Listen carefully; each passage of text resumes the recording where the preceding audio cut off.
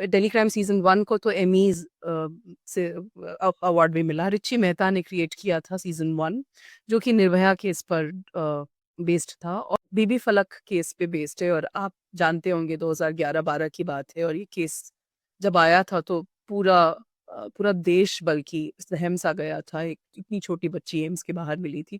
हर बार ये याद आना कि लाखों लाख लड़कियां और महिलाएं ऐसी हैं बाहर, हर बार मतलब एंड विदाउट एनी एग्जैजरेशन हम लोग, हाँ, राइटर्स रूम के आखिर में ये बात करते थे कि इससे क्या बदल जाएगा, मतलब हम क्या कर लेंगे। हमारे अपने रिसर्च से ही हमको समझ में आया कि ये एक लेवल पे सिर्फ नेशनल नहीं होता, नेशनल तो क्या, दिल्ली से जुड़ा हुआ क्राइम नहीं हो सकता है इसका, ये नेशनल है, ये एक एक्चुअली ग्लोबल प्रॉब्लम है।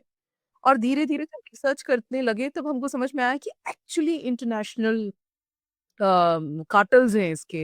और राइटर्स रूम का जो ये कॉन्सेप्ट है वो एक्चुअली हॉलीवुड से आया है। हालाँकि हमारे यहाँ भी गद्दी का सिस्टम हुआ करता था जब मतलब यश चोपड़ा के ज़माने में, या पुराने गुरुदत्त साहब जो हैं अबरार अरबी के साथ लिखा करते थे, तो वो भी राइटर्स रूम ही होता था एक तरीके का। तो मुझे याद है, मतलब आई रिमेंबर दैट मोमेंट कि एक घर था जिसके सामने हम खड़े थे और कई घंटों से बल्कि उस मलबे में दबे हुए एक बच्चे को ढूँढने की कोशिश कर रही थी रेस्क्यू टीम, और हम उसको स्टोरी को फ़ॉलो कर रहे थे। मेरे साथ कुछ और जर्नलिस्ट थे और मुझे लगा कि ये नहीं हो सकता। मतलब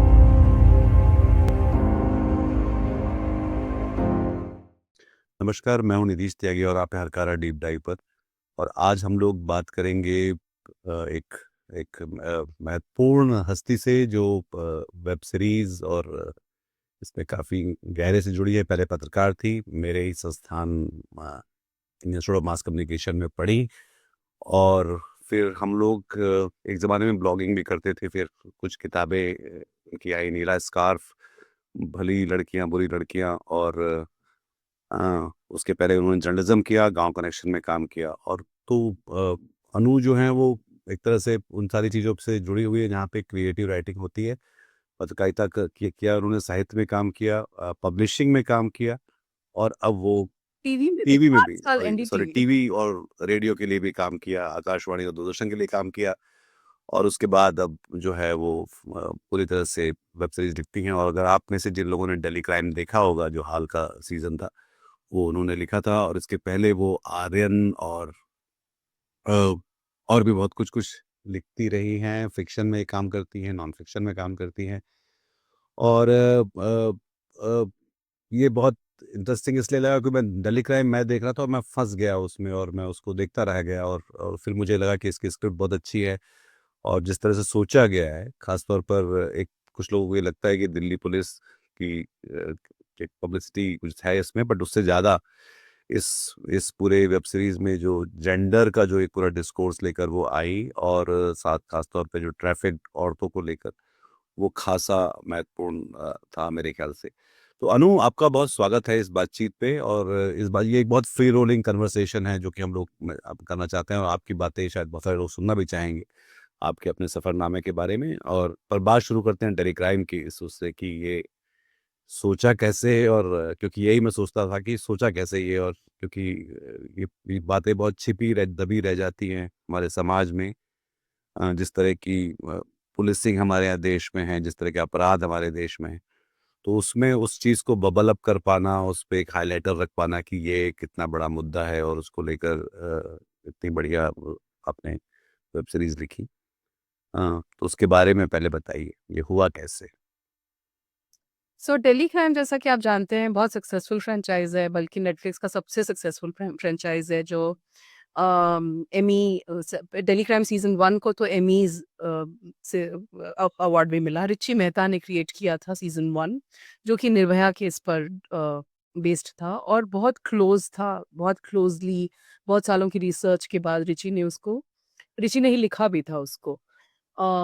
और पहला सीज़न बहुत सक्सेसफुल हुआ तो दूसरा सीज़न कमीशन्ड हुआ। लाइसेंस्ड शो है। बहुत मतलब बहुत नुआंस डिफरेंस होता है लाइसेंस्ड शो में और उसके बाद जो कमीशन शोज़ होते हैं उसमें।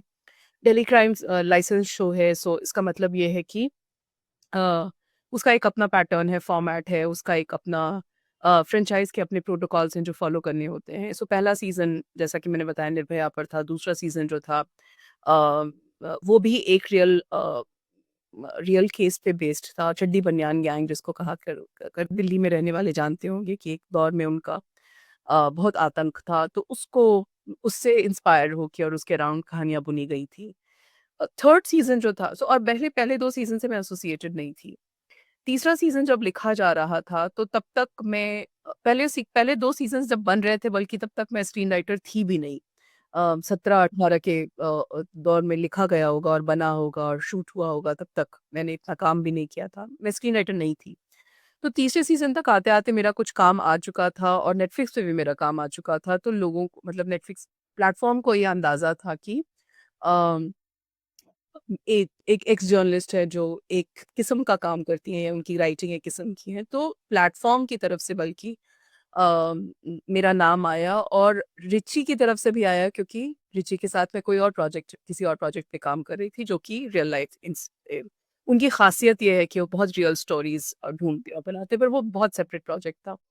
तो वो एक सिनर्जी ऑफ वो आइडियाज़ उनको लगा होगा तो वर्क फॉर हायर एक्चुअली जिसको वर्क फॉर हायर कहते हैं, उस तरह से ये प्रोजेक्ट आया था और उसकी बेसिक कहानी जो थी वो प्लेटफ़ॉर्म की तरफ से अ अप्रूव्ड थी जो कि अ, बीबी फलक केस पे बेस्ड है और आप जानते होंगे 2011-12 की बात है और ये केस जब आया था तो पूरा देश बल्कि सहम सा गया था। एक इतनी छोटी बच्ची एम्स के बाहर मिली थी। तो वो एक इंसाइटिंग इंसिडेंट था जिसको लेकर इस पे काम हुआ था थोड़ा बहुत और वो केस जिस आईपीएस के पास था उन्होंने काफ़ी कुछ डेटा ऑलरेडी दिया हुआ था और इन्फॉर्मेशन थी, लेकिन उसके इर्द-गिर्द जो बड़ी दुनिया फिर घूमनी शुरू हुई जब हम लोग राइटर्स रूम में आए, तो तब समझ में आया कि उसके बहुत सारे लेयर्स हैं जो अनरैवल कर पाना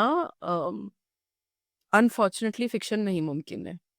रियलिटी में उसके इतने चैलेंजेस हैं कि उसकी तक जा पाना और उतने कम समय में सो मतलब फ़िक्शन एक्चुअली इन अ वे जब हम फ़िक्शनलाइज़ करते हैं तो it allows at that liberty कि जो यूटोपियन चीज़ जो हम अचीव करना चाहते हैं वो या जो रेज़ोल्यूशन हम चाहते हैं उसको हम दिखा सकते हैं। सो हमारे पास वो एक बहुत बड़ा बेनिफिट था।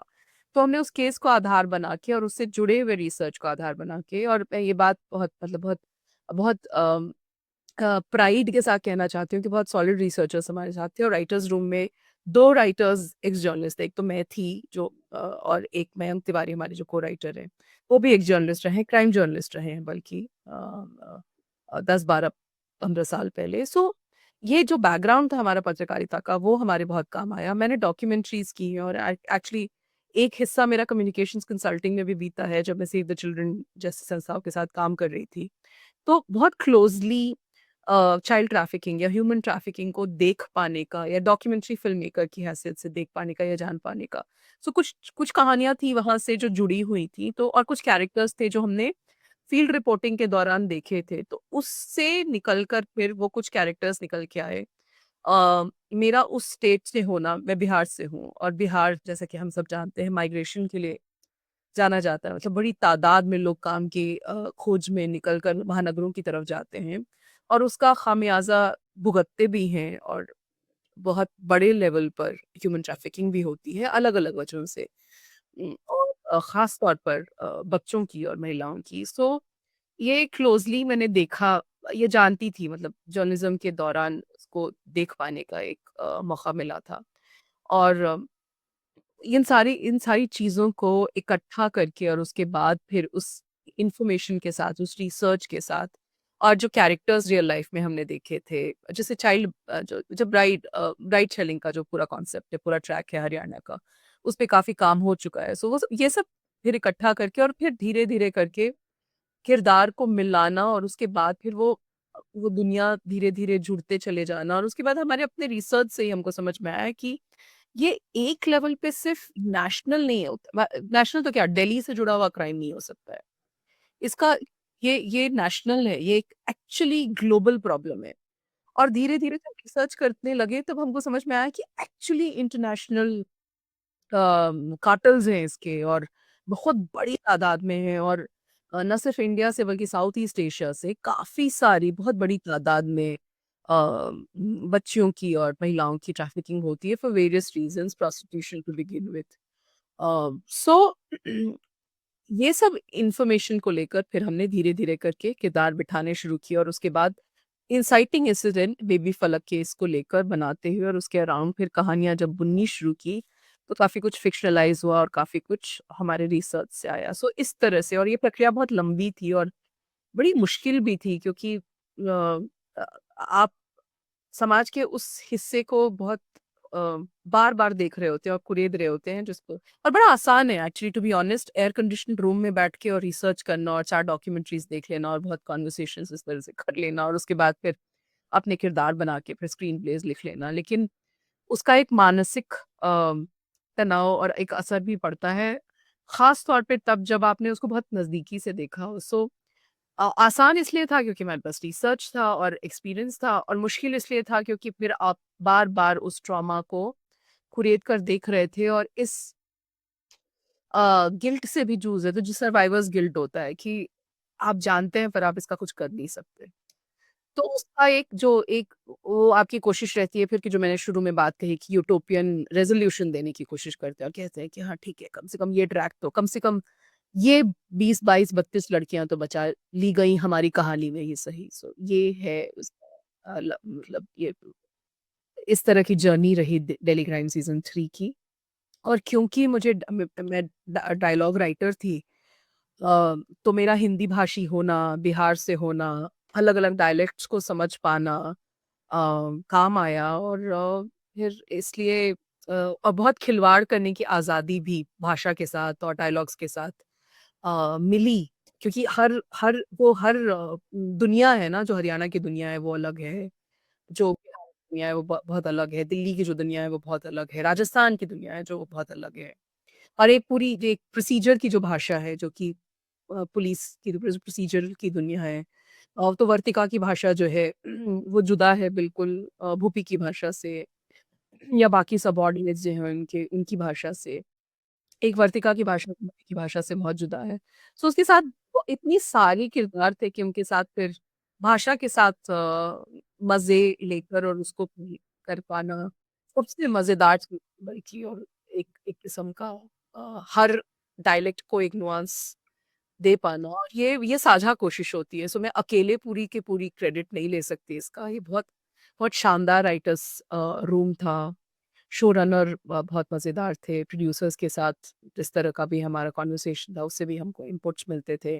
प्लेटफ़ॉर्म बहुत सॉलिड इनपुट्स देता था। तो ये सब मिलकर मुझे इतना मसाला मिल गया था कि मेरे लिए ये इस तरह का रच पाना एक बड़ा दिलचस्प अनुभव रहा। राइटर्स रूम में आप आपको हमको अगर ले जा सकती हैं और हम लोग झाँक सकते हैं कि उसमें क्या हो रहा होता बिल्कुल अलग-अलग टेम्परामेंट के लोग जो कि राइटर्स होते हैं, जो एनीवे आइसोलेशन में और सॉलिट्यूड में काम करना पसंद करते हैं, जिनके अपने ईगोज़ बड़े फ्रेजाइल होते हैं, वो जमा होते हैं। और प्रोजेक्ट के हिसाब से ये राइटर्स रूम जो है वो अलग-अलग तरीके से बनता है। उसकी अलग-अलग मतलब इसकी, और सबकी अपनी अपना-अपना प्रोसेस होता है। सो क्रिएटर जो भी होता है, चाहे वो राइटर हो एज़ अ क्रिएटर, या फिर एज़ अ डायरेक्टर क्रिएटर हो, या कई बार प्रोड्यूसर्स होते हैं जो शोज़ को कॉन्सेप्चुअलाइज़ करते हैं। सो वो तय करते हैं कि हमको इस सब्जेक्ट पे कुछ लिखना है या तैयार करना है, 8 एपिसोड्स या 10 एपिसोड्स। जो लॉन्ग फॉर्मेट होता है उसके लिए राइटर्स रूम बहुत ज़रूरी होता है, क्योंकि लॉन्ग फॉर्मेट की लिखाई बहुत थका देने वाली होती है। इतने सारे किरदार होते हैं, बहुत सारे आर्क्स होते हैं जो आपको क्लोज़ करने होते हैं, बहुत इंटेंस होता है, वो एक इंसान के बस की बात नहीं होती। सो सबसे पहली शर्त जो होती है वो ये होती है कि अलग-अलग टेम्परामेंट हो, बट कहीं न कहीं सबके स्ट्रेंथ्स और वीकनेसेस आकर इस तरह से एक पन्ने पर मिलें, जहाँ पर ईगो से आगे बढ़कर प्रोजेक्ट के हित में सब लोग एक विज़न की तरफ देख पाएँ। तो राइटर्स रूम के फॉर्मेशन में सबसे ज़रूरी जो एक सीट होती है वो उसको कहते हैं हम शो रनर स्लैश क्रिएटर। अ, सो एक या फिर लीड राइटर, कोई एक जना होता है जो कि लीड कर रहा होता है विज़न को, और उस विज़न को फिर पकड़ के रखने वाला, ताकि कंसिस्टेंसी हो। सबके सबके सबकी आवाजें बड़ी जुदा होती हैं, सबके लिखने का अंदाज जुदा होता है, सोचने का अंदाज जुदा होता है। सो एक लीड राइटर हो जिसको पता है, वो जो कोलैबोरेटिव हो, जो अच्छा लीडर हो, तो वो लेकर आए और यूनिफाई कर पाए इन आवाजों को। तो पहली तो ये। दूसरी ये कि सबके स्ट्रेंथ्स और वीकनेसेस पता हो। अमूमन 2 से 5 लोग होते हैं शो रनर के अलावा। सो राइटर्स रूम कई बार बड़ा भी होता है, जिसमें 5-6 लोग भी होते हैं कई बार, जिसमें एक सीट जो है डायरेक्टर को भी दी जाती है, एक शो रनर को भी दी जाती है। और कई कई कई बार 2 लोगों का भी राइटर्स रूम हो जाता है, 2 से 3 लोगों का। मुझे बहुत कमाल के राइटर्स रूम में काम करने का मौका मिला है। आर्या से शुरुआत अगर करें तो आर्या का राइटर्स रूम बहुत कमाल का था। हम 2 राइटर्स थे, 2 डायरेक्टर्स थे, जिनमें से एक शो रनर भी थे और क्रिएटर भी थे। और तो 4 लोग मिलके, और एक असिस्टेंट राइटर जो होता है, जिसका नोट टेकिंग जिसका काम होता है। तो होता ये है कि सबके एक्सपीरियंसेस बड़े अलग होते हैं। हम मिलते हैं मुकम्मल दिन, तय दिनों पर, तयशुदा दिनों पर मिलते हैं। और हमारे एजेंडा होते हैं, हमारे टारगेट्स होते हैं कि आज हम कैरेक्टर डिस्कशंस करेंगे। हम उन किरदारों के इर्द गिर्द उनकी बैक स्टोरी समझने की कोशिश करेंगे, उनको समझने की कोशिश करेंगे, और उनके अराउंड फिर आर्क्स, मतलब स्टोरी प्लॉटिंग की शुरुआत करेंगे। तो इस प्रक्रिया में 3 महीने से लेकर 1 डेढ़ साल तक का वक्त लग सकता है, depending on the scale of the project, also depending on the understanding between the writers room, and also the process कि भाई अप्रूवल में जो भी प्रोसेस है। पर ये है कि बड़े डिसिप्लिन्ड तरीके से हम राइटर्स रूम में बैठते हैं, और एक अपना एक माहौल होता है कि आप जैसे, मतलब आप हफ्ते में 3 बार, 5 बार, 4 बार जब भी चाहें कुछ घंटों के लिए मिलते हैं, और सब अपने अपने आइडियाज लेके आते हैं। और हम उन और सबके अपने अपने, कई बार हम ट्रैक्स असाइन कर देते हैं, कई बार हम किरदार असाइन कर देते हैं, और फिर हम साथ में बिल्ड करते हैं। सो अगर कोलैबोरेटिव अपना ना हो, तो फिर आप, तो ये मूट है आपके लिए, मतलब आपको समझ ही नहीं आएगा। उसके बाद बिल्ड होता है जो भी, उसके बाद फिर हम तय करते हैं कि अच्छा हम ये एपिसोड लिखेंगे, या हम एक सीन लिखेंगे, या आप स्क्रीन प्ले का काम कीजिए, मैं डायलॉग्स कर लूँगी, या आप बीट शीटिंग का काम कर लीजिए। तो स्क्रिप्ट के भी जो स्टेजेस होते हैं, वो अलग-अलग स्टेजेस होते हैं। सबसे पहले बेसिक आप मोटा-मोटी कॉन्सेप्ट तैयार करते हैं, उसके बाद फिर what is known as beat sheet, कि अच्छा हर एपिसोड में ये होगा, किरदारों के आर्क्स के हिसाब से। फिर वो स्टेप आउट लाइनिंग में जाता है, फिर स्टेप आउट लाइनिंग के बाद फिर वो स्क्रीन प्ले के लेवल पे जाता है। जब स्क्रीन प्ले लॉक हो जाता है, तो फिर डायलॉग राइटिंग पे काम होता है, क्योंकि तब आपको पता होता है कि किरदारों के मोटिवेशंस क्या हैं, उनकी किस तरह की भाषा होगी। प्लेस होल्डर डायलॉग्स कई बार अंग्रेज़ी में लिखे जाते हैं। बहुत सारे स्क्रीन प्ले राइटर्स अंग्रेज़ी में ज़्यादा कंफर्टेबल होते हैं, बल्कि हमारे पास तो जो शो रनर भी थे, वो यूएस के हैं, तो हिंदी उनकी पहली भाषा नहीं है। तो इसलिए वो उनका उनका जो लिखना या समझने का अंदाज़ होता था, वो अंग्रेज़ी में होता था। फिर डायलॉग राइटर के तौर पे मेरी ज़िम्मेदारी हो जाती है, ख़ास तौर पे जो वो एपिसोड वो लिख रहे हैं, उसमें उसके जिस्ट को भी समझा जाए, और उसको एक नई भाषा भी दी जाए, और वो ज़ुबान जो है वो इतनी फ्रेश हो कि वो लिखे हुए स्क्रीन प्ले से जुदा ना हो। सो ये इतने सारे काम होते हैं राइटर्स रूम में, और इसीलिए राइटर्स रूम, जिसमें अक्सर कहा करती हूँ कि the writers room is like a vessel, जिसमें आप ऐसे सब एक फेंक दिए जाते हैं, फिर आपको खौलने के लिए, उबलने के लिए, झगड़ने के लिए, उसके बाद ठंडा होने के लिए आराम से, और उसके बाद फिर धीमी आप धीमी आँच में जो भी पकते हुए जो है सब करने के लिए छोड़ दिया जाता है, और उसके बाद जो है वो आखिरी जो शूटिंग स्क्रिप्ट जो होती है वो तैयार होती है। So very interesting process. और राइटर्स रूम का जो ये कॉन्सेप्ट है वो एक्चुअली हॉलीवुड से आया है। हालाँकि हमारे यहाँ भी गद्दी का सिस्टम हुआ करता था, जब मतलब यश चोपड़ा के ज़माने में, या पुराने गुरुदत्त साहब जो हैं अबरार अरबी के साथ लिखा करते थे, तो वो भी राइटर्स रूम ही होता था एक तरीके का, कि जहाँ डायरेक्टर बैठते थे और एक राइटर बैठता था, या 2 राइटर्स बैठते थे, और मिलके फिर सीन्स डेवलप करते थे। क्योंकि फ़िल्म मेकिंग वो है ना कि वो इतना कोलैबोरेटिव है कि अगर आपको डिफरेंट पर्सपेक्टिव्स नहीं मिलेगा, तो फिर आप वहीं पे फिसल जाएँगे। फिर उसको ले जाके उसको डायरेक्ट वो हालाँकि फ़िल्म्स डायरेक्टर्स मीडियम है, लेकिन अगर सॉलिड राइटिंग विद डायरेक्टर नहीं होगी, या अच्छी राइटिंग नहीं होगी जो कि 2 या 3 कई बार जैसे अबरार मेरे ख़्याल से अबरार अलवी साहब तो डायलॉग्स भी लिखा करते थे। लेकिन बहुत सारे ऐसे लोग थे जो स्क्रीन प्लेज़ लिखते थे सिर्फ़। जैसे कमलेश्वर जी फॉर एग्ज़ाम्पल वो स्क्रीन प्ले भी लिखते थे और डायलॉग्स भी लिखते थे। लेकिन गुलज़ार साहब ने हालाँकि स्टोरी स्क्रीन पे डायलॉग्स थी वो दोनों लिखा है लेकिन ऋषिकेश मुखर्जी की फ़िल्मों के लिए वो सिर्फ़ डायलॉग्स लिखते थे। सो इस तरह का परम्यूटेशन कॉम्बिनेशन वो राइटर्स रूम में काम आता है और वो और ज़्यादा डिफाइन हो गया है, स्ट्रक्चर्ड हो गया है जब से ये वेब सीरीज़ का फॉर्मेट आया है। क्योंकि वो तो खैर खासा मतलब एक लंबे समय तक ध्यान बनाए रखने वाली बात भी है दर्शक की। तो ये जो डेली क्राइम था इसमें सबसे ज़्यादा चैलेंजिंग क्या था आपके लिए पूरे इस जो सीज़न जिसको कैनवस सबसे बड़ा चैलेंज था कैनवस। इसका जैसा कि मैंने कहा उसका दायरा इतना जैसे हम उसकी तह में घुसते चले गए, वैसे हमने रियलाइज़ किया कि इतना बड़ा मतलब ये इतना बड़ा सोशल ईविल है, कि अगर आप किसी एक चीज़ को छोड़ देंगे ना तो फिर वो बात पूरी हो नहीं पाएगी। इसके कई लेयर्स हैं। ये एक कमेंट्री शादी पर भी है, एक कमेंट्री जेंडर मतलब जो फीमेल फीटिसाइड पे भी है, एक जेंडर रेशियो पे भी है, सेक्स रेशियो जिसको कहते हैं, सेक्स रेशियो पे भी है।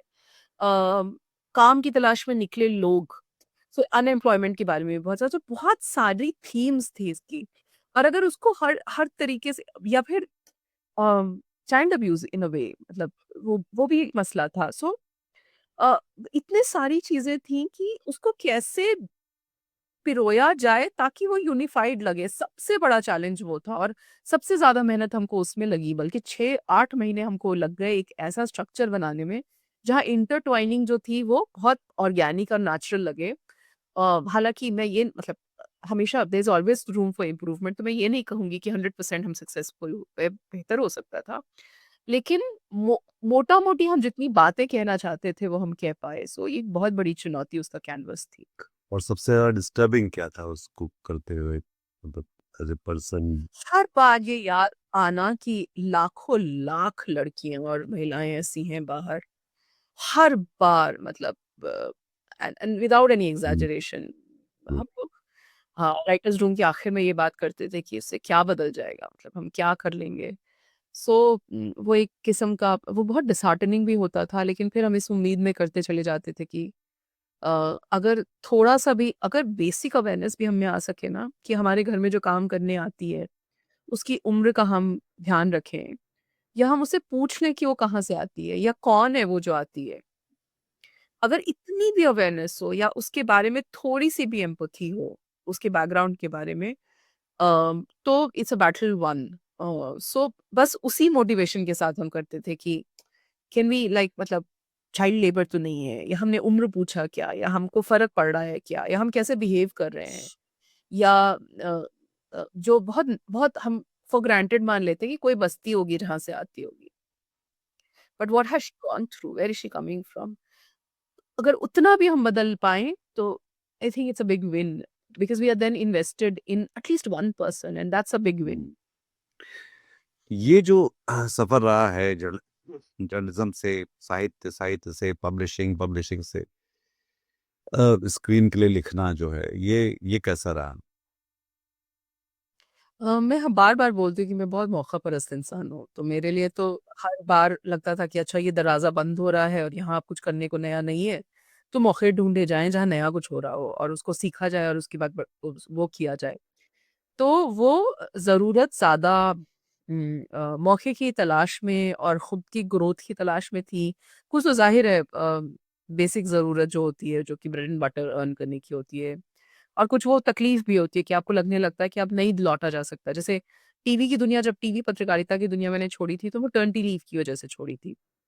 पर जब बच्चे बड़े होने लगे जब मेरे, तो मैं वापस जा सकती थी। लेकिन और मैंने ईमानदारी से कहूँ तो मैंने कोशिश भी की थी, पर मुझे लगा था 2009-2010 में, तब तक पूरा का पूरा लैंडस्केप बदल चुका था टीवी पत्रकारिता का, जैसा कि हम सब जानते हैं और 12, 13, 14 तक आते-आते तो जिस ऑर्गनाइज़ेशन के साथ मैं थी, वो तो बिल्कुल बदल उसकी पूरी तासीर बदल चुकी थी। तो वहाँ आप जा नहीं सकते थे वापस। तो फिर आपके पास और दूसरा क्या आप क्या कर सकते हैं? तो फिर मेरे साथ ये था कि मैं दोनों भाषाओं में काम कर सकती हूँ या करती हूँ या मुझे अनुवाद और बहुत तेज़ी से बहुत नेचुरली आता था। तो था कि अच्छा ठीक है, अब स्टोरी टेलिंग आती थी, लिखने का वो अ, तरीका आता था, तो कम्युनिकेशंस कंसल्टिंग कर ली थोड़ा, फिर अच्छा फिर नया माध्यम रेडियो के लिए थोड़ा बहुत काम किया, तो रेडियो के लिए राइटिंग कर ली। तो वो मौके खुलते चले गए और धीरे-धीरे क्योंकि मैंने अनुवाद इतना किया था, इसलिए पब्लिशिंग में जब मौका मिला तो फट से मैंने हाँ बोल के और वो भी शुरू कर दिया।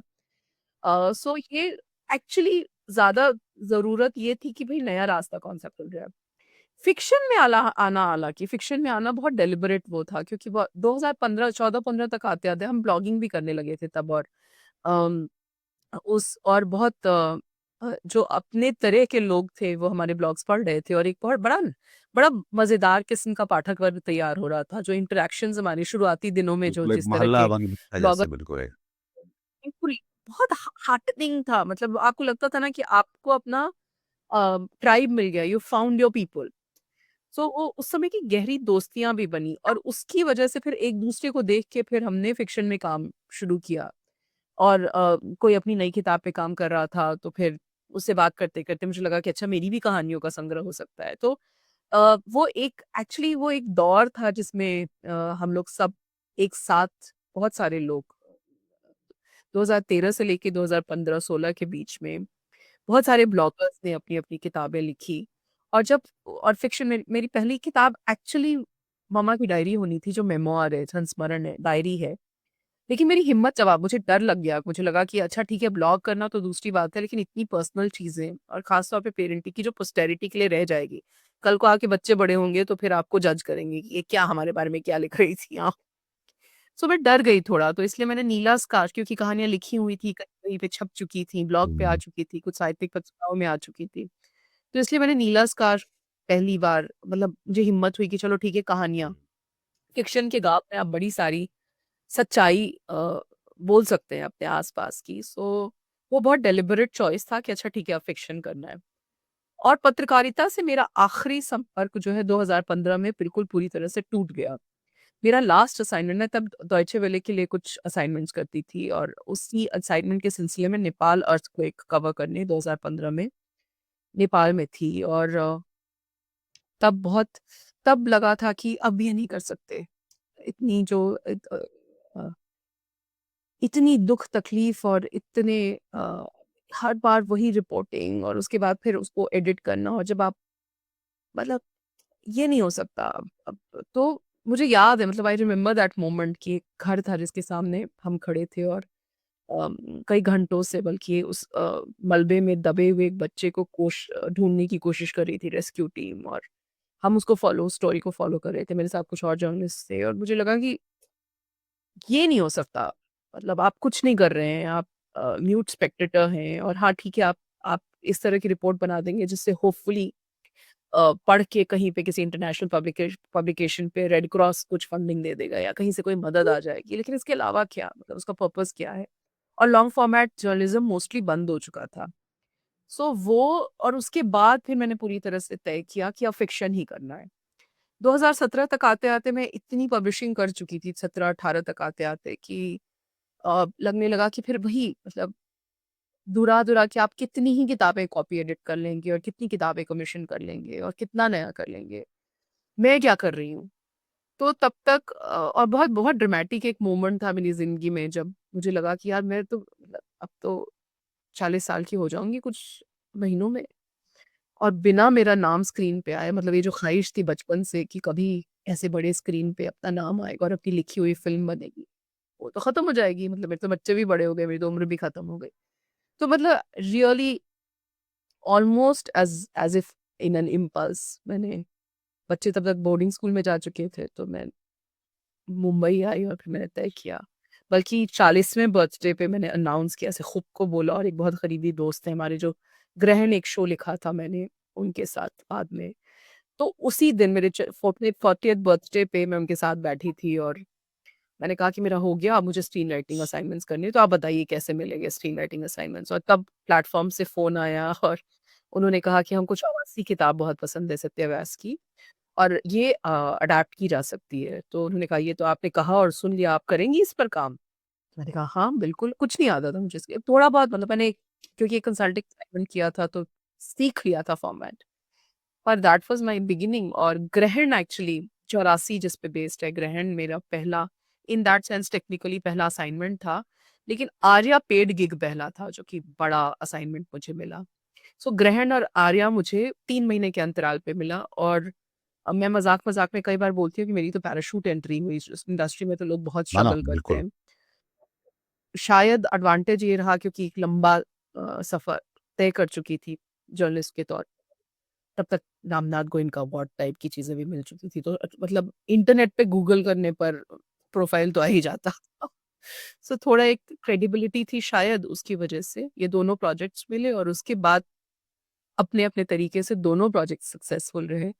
तो तब तक लोगों को भी पता चल चुका था कि मैं मुंबई मूव कर चुकी हूँ, तो बहुत सारे फ़िल्म मेकर्स अपने आप अ अ, रीच आउट करने लगे, और धीरे-धीरे करके काम मिलने लगा, और मुझे 7 साल हो जाएँगे अब, और 7 साल में ऑलमोस्ट 10-12 क्रेडिट्स आईएमडीबी पर है, कि एक्चुअली मतलब काफ़ी बड़ा स्ट्राइक रेट है। और मैं मतलब आई am saying this with gratitude, क्योंकि मैं ये फुल अवेयरनेस के साथ कह रही हूँ कि मैं बहुत लकी रही इस लिहाज से, क्योंकि मुझे बैक टू बैक बहुत अच्छा काम मिलता चला गया, और सब ये वर्क फॉर हायर था। अब जाके मुझ में इतनी हिम्मत आई है कि मैं अपनी कहानियाँ अपने तरीके से क्रिएट करके, और उसको या तो क्रिएट करके डायरेक्टर की तरह या फिर शो रनर की तरह अब करने, अब उस कगार पे हूँ जहाँ मैं करने लगी हूँ। कि जो तो नए लेवल पे ले जाने की बात।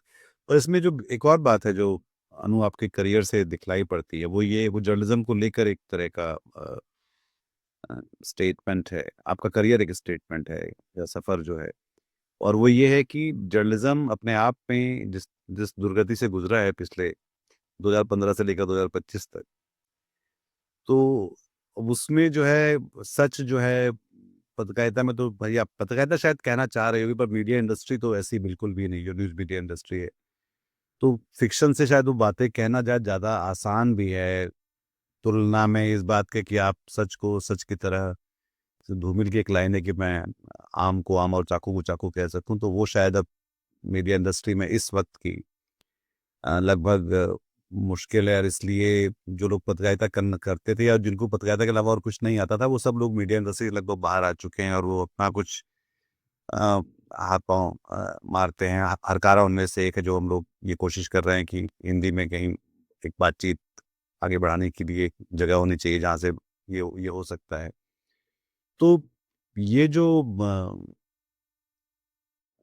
क्या बोलते हैं, सहूलियत है फ़िक्शन में इस बात को कि आप सच को पब्लिश कर सकते हैं बिना मीडिया इंडस्ट्री की मजबूरियों में फँसकर।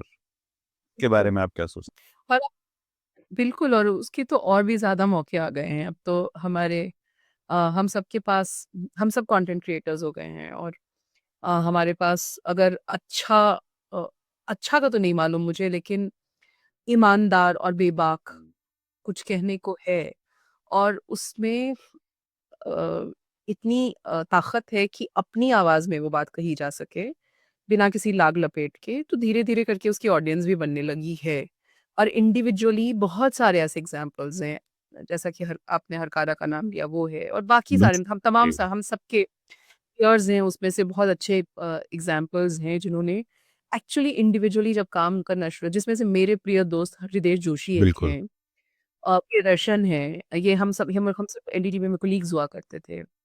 ऑफ कोर्स रवीश तो हैं ही, उन्होंने अपना इतना बड़ा ब्रांड तैयार कर लिया, या इतना काम कर रहे हैं, और one of the most credible, in that sense credible journalist अभी भी माने जाते हैं, बिना किसी मीडिया इंडस्ट्री के, मतलब बिना किसी प्लेटफ़ॉर्म के सपोर्ट के, इंडिविजुअली।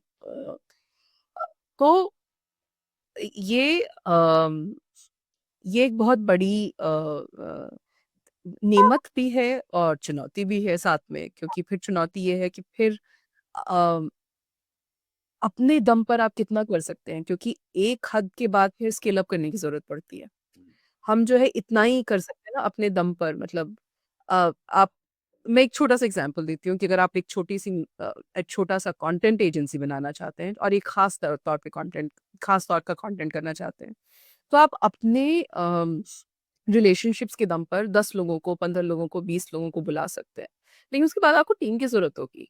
उसके बाद रिसर्चर्स चाहिए होंगे, उसके बाद गेस्ट कोऑर्डिनेटर्स चाहिए होंगे, या फिर तैयार करने के लिए, मतलब आपके पास मटेरियल तैयार करने के लिए लोग चाहिए होंगे। तो इस तरह की चुनौतियाँ होती हैं, तो स्केल अप करने में चुनौती होती है, लेकिन शुरुआत, और एक बार आपने स्केल अप कर लिया तो फिर उसके बाद जो नेक्स्ट स्टेज में कैटापल्ट करना होता है वो बड़ा आसान हो जाता है। सो 2 चीज़ें मैं यहाँ अंडरलाइन करना चाहूँगी आपके सवाल के जवाब में, या फिर एज़ एन ऑब्जर्वेशन, वो ये कि पहला कि आप अ, किस लेवल तक अ वो रिस्क लेने को, खतरा उठाने, मतलब रिस्क लेने को तैयार हैं। आपकी रिस्क टेकिंग कैपेसिटी क्या है, और अ, वो आप अगर है तो, और दूसरा कि इनोवेट किस लेवल पे कर सकते हैं। बिल्कुल। नए तरीके से कैसे सोच सकते हो, और नया स्किल या नई चीज़ कैसे सोच सकते हैं। तो उससे उसका फिर वो लॉन्ग रन में उसका फ़ायदा होता है, ऐसा मुझे लगता है।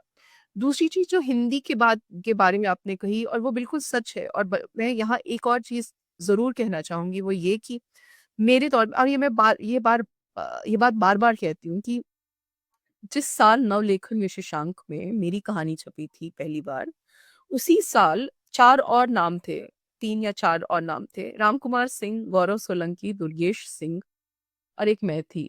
ये 4 तो मुझे ध्यान में हैं। हम चारों आज की तारीख में ठीक-ठाक स्क्रीन राइटर्स हैं। मतलब हम चारों का काम काफ़ी बड़ा है, और मतलब बॉडी ऑफ वर्क है, और हम लगातार काम कर रहे हैं। सो मैं कहने की ये कोशिश कर रही हूँ कि अगर साहित्य के ज़रिए भी, और आप नया फॉर्मेट सीखने को तैयार हैं, और इतना पेशेंस है कि आप 1 दशक तक इंतज़ार कर सकें, और बहुत अ, पेशेंटली फॉर्मेट को समझने की कोशिश कर सकें, तो आपको फिर आज नहीं तो कल अवसर मिलेगा। एक और एग्ज़ाम्पल मैं देती हूँ, जो मैं अभी कुछ के हाल के दिनों में मैंने देखा है, अनिमेष मुखर्जी करके यंग राइटर वो एक हमारे मेरी साथ टीम के थे मतलब ज़माने लिख। में। हाँ, और अनिमेष को मैं अब देख रही हूँ कि अनिमेष टीवी का बहुत सारा काम कर रहे हैं, सीरीज़ लिख रहे हैं, और लगातार बहुत अच्छा काम कर रहे हैं। सो मैं ये उदाहरण सिर्फ़ इसलिए दे रही हूँ, ताकि सुनने वाले ये समझ सकें कि अगर आप नए सिरे से रीइन्वेंट करने को तैयार हैं खुद को, तो irrespective of what's happening in the ecosystem, that notwithstanding, you will find your feet. कि लेकिन ये तो ख़ैर लगातार राइटर्स के बारे एक में कहा, पर दूसरा एक सवाल था इस बारे में कि जो हिंदी का जो मानस है, जो आपके दर्शक भी हैं, पाठक भी हैं, और जो समाज, राजनीति सब में एक तरह से कहीं न कहीं एंगेज भी, ख़ास तौर पे हुँ, हिंदी में, उसको आप कैसे देखती हैं? और वो उसकी खुद की जो, क्योंकि उसके कारण ये बहुत सारा ये भी होता है कि, क्योंकि ये दिल्ली क्राइम तो फिर भी एक बहुत जिसको बोलते हैं कि एक मुश्किल से पेचीदा मुद्दे को करते हुए भी बहुत, उसकी बहुत क्लीन अप्रोच थी। उसमें एक तरह की सात्विकता भी थी, एक ऐसे विषय को लेकर भी। पर जब हम देखते हैं तो बहुत सारी हिंसा, बहुत सारे भाषा को लेकर भी, और दूसरा फिर ये कि जो हमारे समाज में भी पिछले 10 साल का जो हासिल है इस हिंदुस्तान का, जहाँ पर वो चीज़ें बहुत ज़्यादा अदरिंग और सांप्रदायिकता की हुँ, अधिकता तरफ जाने लगी। तो उसके बीच में ये सब नेविगेट कर पाना मेरे ख्याल से इस इंडस्ट्री में, जो जिसको हम कहते हैं तो मनोरंजन है, पर अब हमें लगता है कि अब सारे सच जो हैं वो शायद वहाँ से ज़्यादा आसानी से प्रसारित हो सकते हैं, बजाय मीडिया इंडस्ट्री जिसके बारे में अभी अभी हम बात कर रहे थे। तो उसके बारे में आप क्या सोचती हैं? ये ना दोनों चीज़ों दोनों तरह की ये एक पर्सनल चॉइस भी है, और एक कलेक्टिव चॉइस भी है। पर्सनल चॉइस इस तरह से है कि एज़ अ राइटर आप तय कर सकते हैं कि आप किस प्रोजेक्ट से एसोसिएट होना चाहते हैं, और किस हद तक सच के नाम पर, या फिर समाज में ऐसा ही तो होता है, या इस मिलियू की भाषा तो यही है, या जिन किरदारों की कहानी हम कह रहे हैं वो इसी तरह से बात करेंगे। तो वो एक है कि अच्छा ठीक है, एक एक राइटर के तौर पर आप किस तरह के आईपीज़ से एसोसिएट करेंगे को, कि इतना आप करेंगे, इतना नहीं करेंगे, तो वो एक इंडिविजुअल चॉइस है। कलेक्टिव चॉइस इस लिहाज से है कि आप बहुत जुदा नहीं हो सकते जो हो रहा है उससे। The fact of the matter is, मैं चाहे कितनी भी वो मेरी ज़ुबान नहीं होगी, लेकिन अगर मेरा अ, एक किरदार, और मैं एक छोटा-सा एग्ज़ाम्पल दे रही हूँ, जैसे आर्या में है। बंदूक उठाती है हीरोइन, मतलब वो जो आर्या की पूरी कहानी ही यही है कि वो मून मेकर से डॉन बनती है। तो उसका उसका जो पूरा आर्क है, तो वो उसकी भाषा जो है वो एक तरह की भाषा होगी, और वो सधी हुई भाषा होगी, या वो एक माँ की भाषा होगी, या एक औरत की भाषा होगी जिसको अपने परिवार से बड़ी शिद्दत से प्यार है। लेकिन आस-पास के उसके जो किरदार होंगे, जो बहुत डार्क स्पेसेस से आ रहे हैं और क्राइम के स्पेस से आ रहे हैं, अगर उनको एज़ अ राइटर मैंने बहुत ज़्यादा सैनिटाइज़ कर दिया, तो मैं उनका ट्रूथ उनसे ले रही हूँ। Then I am enforcing my बिल्कुल। Belief system on them. Um, um. So personally हाँ, मैं तय कर सकती हूँ कि इस तरह के प्रोजेक्ट्स, ओवर आर्चिंग जिसका थीम वायलेंस है, ओवर आर्चिंग जिसका थीम जो मुझे it doesn't sit well with my politics and I am very clear about my politics, तो then I will choose not to associate. ये मेरा बहुत क्लियर चॉइस है and I do not shy away from saying no. कि नहीं, इस film maker के साथ अगर मतलब उनकी मैंने फ़िल्मोग्राफ़ी देखी और मुझे लगा कि नहीं, हमारा पॉलिटिक्स नहीं अलाइन करेगा और हम एक-दूसरे को मार-काट ही देंगे अंत में, तो क्या फ़ायदा है, वो प्रोजेक्ट बनेगा ही नहीं। तो मैं ना बोल देती हूँ। लेकिन जब कलेक्टिवली एक तरह की दुनिया से एसोसिएट कर लिया और तय कर लिया कि ये दुनिया, this sits well with me, या and this is something that I want to be a part of as a writer and I can contribute something significantly. मैं पूछती हूँ हमेशा, अगर वर्क फॉर हायर असाइनमेंट आता है ना मेरे पास, तो अब तो मैं पूछती हूँ प्रोड्यूसर्स से या शो रनर से या जो भी मुझे अप्रोच करें कि आप मेरे पास क्यों आ रहे हैं?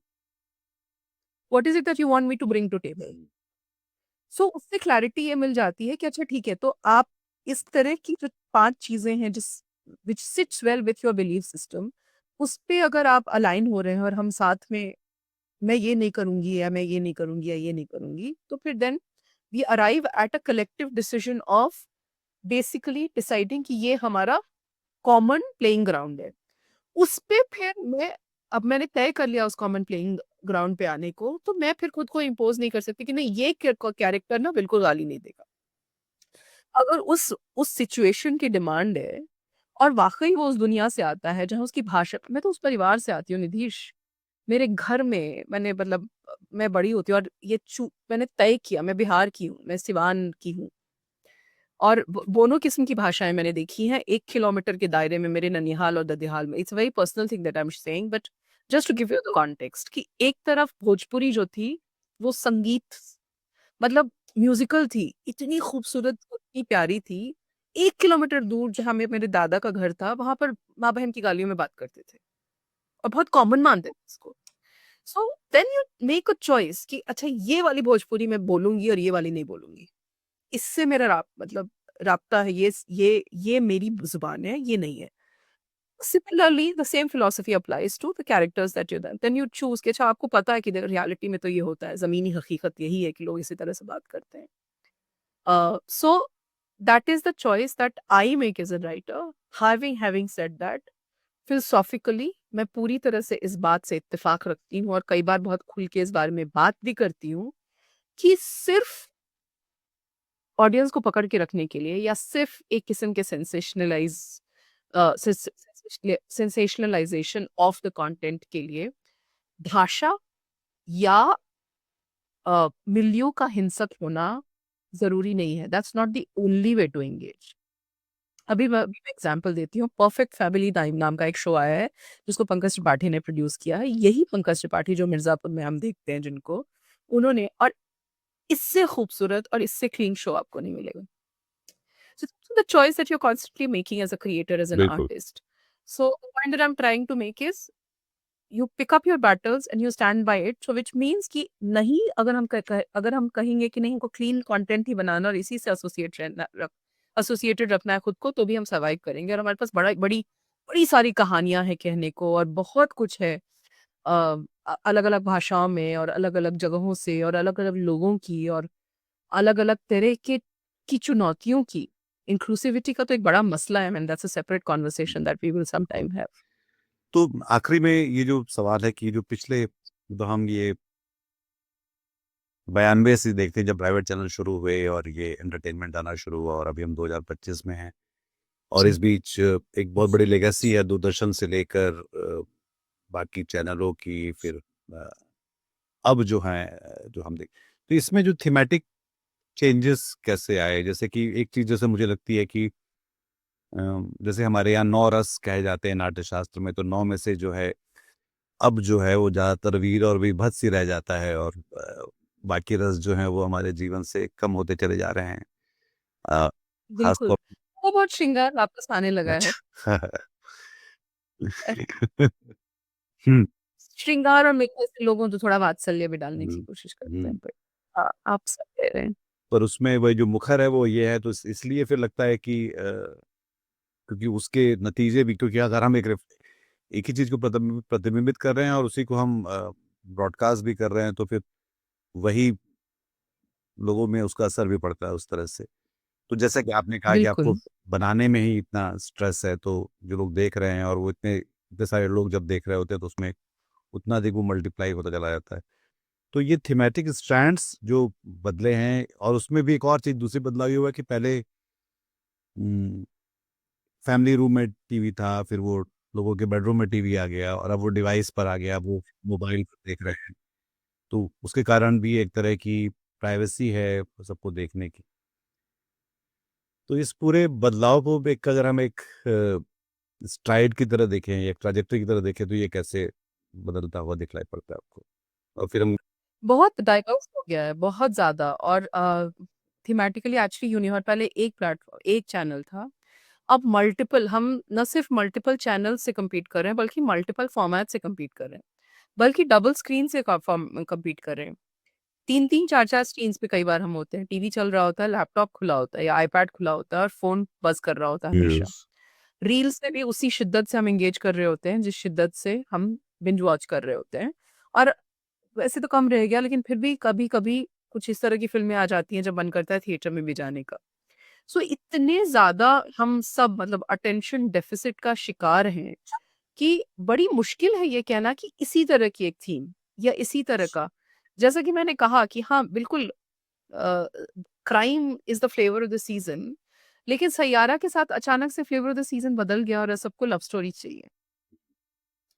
और और अब अभी एक सक्सेसफुल शो अगर आ जाता है, जैसे परफेक्ट फैमिली नाम का एक शो इस तरह से आ गया, या फिर गुल्लक आया, इस तरह के जो बहुत प्यारे शोज़ जो कि आप घर में सबके साथ बैठ के देख सकते हैं, तो अचानक से वो फ्लेवर ऑफ द सीज़न हो जाता है। तो थीमेटिकली हम कहीं भी एक उस पे नहीं है, अ, एक ढर्रे पर नहीं है। और उसकी वजह भी यही है कि हम सब डिवाइडेड हैं और हम सबके अपने-अपने, मतलब मेरे बच्चे वो नहीं देख रहे हैं जो मैं देख रही हूँ, और मैं वो नहीं देख रही जो मेरे पेरेंट्स देख रहे हैं। हम सब अलग-अलग तरह की चीज़ें देख रहे हैं, which also allows us the opportunity to do different kinds of बिल्कुल। थिंग्स।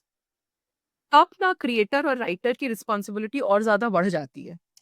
तो फिर तब आप क्या कर रहे हैं वो बड़ा ज़रूरी हो जाता है कि then uh, what is it that sits well with you. जैसे मुझे बहुत एक्साइटिंग लगता है, अभी भी बहुत एक्साइटिंग लगता है एक हीरोइन का आर्क, चाहे वो आर्या हो, चाहे मिसेज़ हो, चाहे सजनी शिंदे का वायरल वीडियो करके फ़िल्म मैंने लिखी थी, या फिर टेली क्राइम हो जिसमें आप देखते हैं मल्टीपल आर्क्स, स्कूप हो, ग्रहण हो, इसमें सब में हीरोइन का आर्क है। तो अगर वो, तो मेरे लिए वो इम्पोर्टेंट है, तो वो मेरे लिए थीम है। लेकिन ये आपके लिए थीम हो एज़ अ क्रिएटर वो ज़रूरी नहीं है। So it allows us so many opportunities, so I think we should just look at it एक एक वो सकारात्मक तरीके से देखेंगे तो इसका मतलब है कि हमारे पास और गुंजाइश है, और तरह के को एक्सप्लोर करने की, और वो होना चाहिए शायद। So that's the takeaway that I am हाँ एक्चुअली फॉर जी, मी इट्स अ ह्यूज ठीक टेक। है। बहुत हाँ, मैं तो शुक्रिया अनु इस लंबी बातचीत के लिए, और इस बीच एडिटिंग के बीच में समय निकालने के लिए, इस बातचीत के लिए। अगर आप लोगों ने डेली क्राइम नहीं देखा तो आपको देखना चाहिए, और अनु की स्क्रिप्ट और उसकी डायलॉग्स के लिए देखना चाहिए, कि वो खासा है नपातुला सधा हुआ एक अच्छी हिंदी आपको सुनने को मिलेगी उसमें। और सीरियल तो खैर वो है ही बहुत अच्छा। अ, हम लोग आगे भी बात करेंगे अनु, और ये फिर से बहुत शुक्रिया इस बातचीत में शामिल होने के लिए, दर्शकों आपका भी। और अगर आपको ये बातचीत पसंद आई तो अपने हम ख्याल लोगों के साथ इसको साझा करिए। अपना ख्याल रखिए और हमसे जुड़े रहिए। बहुत शुक्रिया आपका। नमस्कार। बहुत-बहुत शुक्रिया निधीश और आप भी अपना ख़्याल रखिए। शब्बा ख़ैर। आज की ताज़ा खबर, आज की ताज़ा खबर, आज की ताज़ा खबर। आओ काका जी इधर, आओ मामा जी इधर, सुनो दुनिया की खबर।